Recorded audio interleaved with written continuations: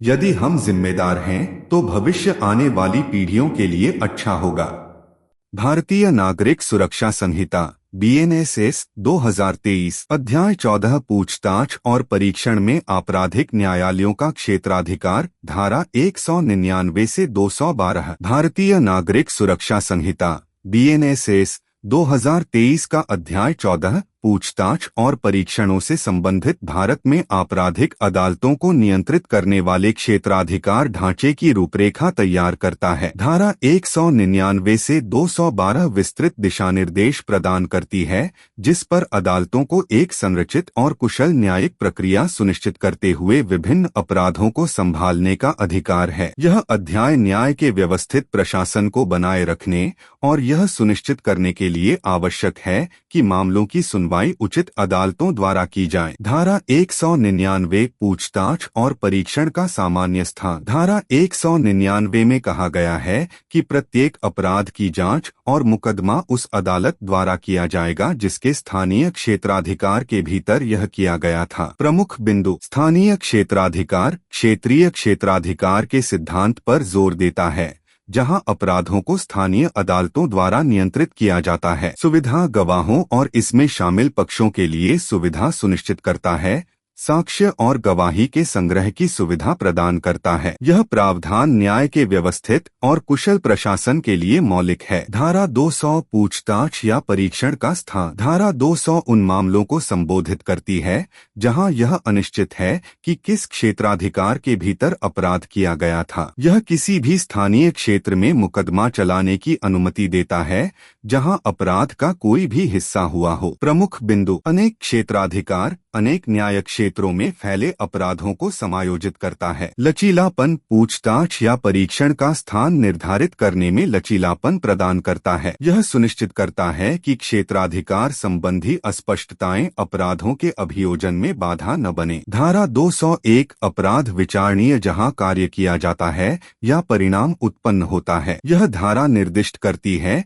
कि अपराधों का मुकदमा या तो वहीं चलाया जा सकता है जहां कार्य किया गया था या जहां उसका परिणाम हुआ था। प्रमुख बिंदु। दोहरा क्षेत्राधिकार यह मानता है कि कुछ अपराधों के प्रभाव अलग अलग स्थानों पर घटित होते हैं। पीड़ित पर विचार पीड़ित के स्थान और अपराध के प्रभाव को ध्यान में रखा जाता है। यह प्रावधान व्यापक न्यायिक कवरेज सुनिश्चित करता है। धारा 202 परीक्षण का स्थान जहां अधिनियम अन्य अपराध से संबंधित कारण से अपराध है। धारा 202 किसी अपराध की सुनवाई उसी स्थान पर करने की अनुमति देती है जहां कृत्य किया गया है, यदि यह कहीं और किए गए किसी अन्य अपराध से संबंधित होने के कारण अपराध है। प्रमुख बिंदु। संबंधित अपराध विभिन्न न्याय क्षेत्रों में फैले परस्पर जुड़े अपराधों को संबोधित करता है। कुशल अभियोजन यह सुनिश्चित करता है कि संबंधित अपराधों पर दक्षता के लिए एक साथ मुकदमा चलाया जाए। इससे संबंधित अपराधों के सुसंगत अभियोजन की सुविधा मिलती है। धारा 203 कुछ अपराधों के मामले में परीक्षण का स्थान। यह खंड निर्दिष्ट करता है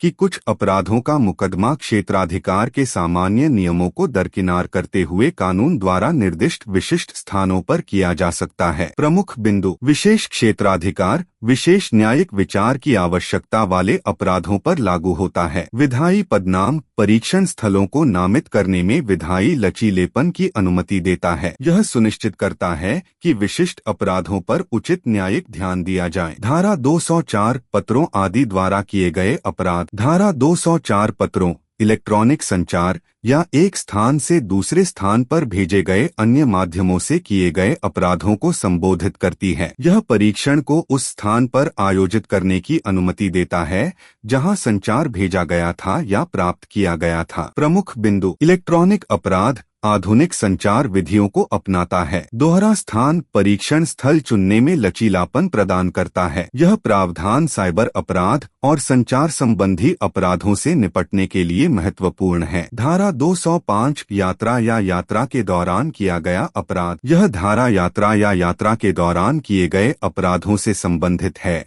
जिससे किसी भी स्थान पर मुकदमा चलाने की अनुमति मिलती है जहां से आरोपी व्यक्ति या पीड़ित यात्रा के दौरान गुजरता है। प्रमुख बिंदु। यात्रा अपराध पारगमन में होने वाले अपराधों को संबोधित करता है। लचीला स्थान परीक्षण के लिए पहुंच और सुविधा सुनिश्चित करता है। यह सुनिश्चित करता है कि यात्रा के दौरान किए गए अपराधों के लिए प्रभावी ढंग से न्याय दिलाया जा सके। धारा 206 संदेह के मामले में उच्च न्यायालय यह तय करेगा कि जांच या सुनवाई किस जिले में होगी। धारा 206 उच्च न्यायालय को क्षेत्राधिकार संबंधी संदेह के मामलों में जांच या सुनवाई के लिए उपयुक्त जिला तय करने का अधिकार देती है। प्रमुख बिंदु: न्यायिक विवेक: उच्च न्यायालय को क्षेत्राधिकार संबंधी विवादों को हल करने की अनुमति देता है। स्पष्टता और अधिकार: क्षेत्राधिकार संबंधी मुद्दों के लिए एक स्पष्ट निर्णय लेने की प्रक्रिया प्रदान करता है। यह सुनिश्चित करता है कि क्षेत्राधिकार संबंधी अस्पष्टताओं को कुशलतापूर्वक हल किया जाता है। धारा 207 स्थानीय क्षेत्राधिकार से परे किए गए अपराध के लिए समन या वारंट जारी करने की शक्ति: यह धारा अदालतों को उनके स्थानीय अधिकार क्षेत्र से बाहर किए गए अपराधों के लिए समन या वारंट जारी करने का अधिकार देती है। प्रमुख बिंदु: विस्तारित प्राधिकरण अदालतों को उनके तत्काल अधिकार क्षेत्र के बाहर के अपराधों पर कार्रवाई करने की अनुमति देता है। कानूनी पहुंच: